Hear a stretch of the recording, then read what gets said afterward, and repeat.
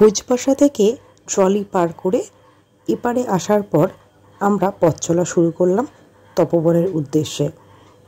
যত এগোতে থাকলাম এরকম পাথরের পথই চোখে পড়ল। রাস্তা ধীরে ধীরে কঠিন হতে চলেছে। ঘণ্টা দেড়েক যাওয়ার পর আমরা দেখতে পেলাম ওই যে দূরে সাদা রঙের শিবলিঙ্গ পর্বত দেখতে পাওয়া যাচ্ছে, আর বাঁদিকে তাকালে দেখতে পাওয়া যাচ্ছে ভাগীরথী।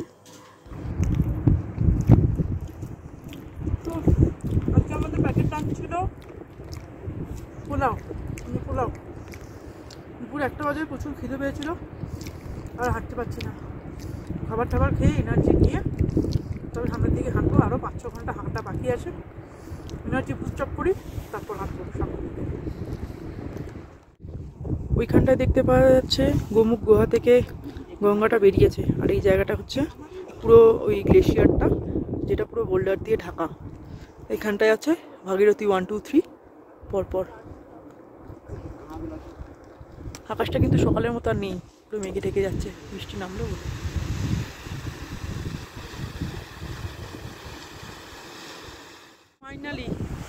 ফাইনালি আমরা আমাদের ডেস্টিনেশনে পৌঁছাতে চলেছি। অদ্ভুত একটা এক্সাইটমেন্ট হচ্ছে, মানে এটা বলে বোঝাতে পারবো না। এতটা পথ, এত ডিফিকাল্ট একটা পথ আমরা অতিক্রম করে এসেছি। কালকে রাত্রে প্রচণ্ড প্যানিক করছিলাম, বুঝতেই পারছিলাম না এখানটা আসতে পারবো কি না। বাট ফাইনালি যখন আসতে পেরেছি ভীষণ ভীষণ ভালো লাগছে। ওয়েদারও মানুষ সাপোর্ট করেছিল, তো এসে পৌঁছেছি। আর কিছুটা আমাদের এখানে ভ্যালিতে যেতে হবে, তারপরে আমাদের টেন্ট সাইট। তো চলো টেন্টের দিকটা যাওয়া যাক।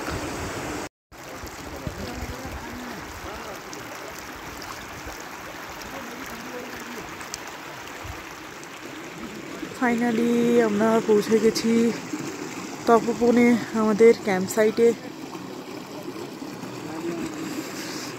জাস্ট ভিউটা দেখো, মানে আমি কি বলবো, অসাধারণ লাগছে।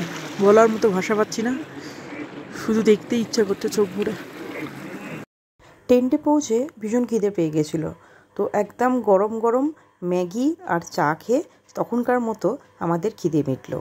এরপর আমরা রওনা হলাম মুনিবাবার আশ্রমের দিকে। একটু এগোলেই মুনিবাবার আশ্রম, তিনি কিন্তু সারা বছর এখানেই থাকেন। তো আমরা সবাই মিলে এগিয়ে চললাম সেই দিকটাতেই। তপোবনে পৌঁছে আমরা হেঁটে হেঁটে চলে এসেছি আলটিমেটলি মুনিবাবার আশ্রমে। এই সামনে যে জায়গাটা দেখতে পাচ্ছি, এখানটা হচ্ছে মুনিবাবা আশ্রম। আর পুরো পাহাড়ের ভিউটা হচ্ছে এরকম। বলা হয় পথ যত কঠিন হবে সৌন্দর্য ততটাই সুন্দর হবে। তো সেটা কিন্তু প্রতিটা মুহূর্তে অনুভব করছি।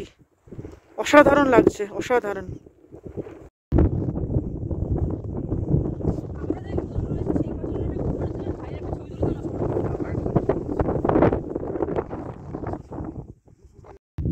जितना भी आए ना ट्रेकर 60% तो बंगाल से है, बंगाली है।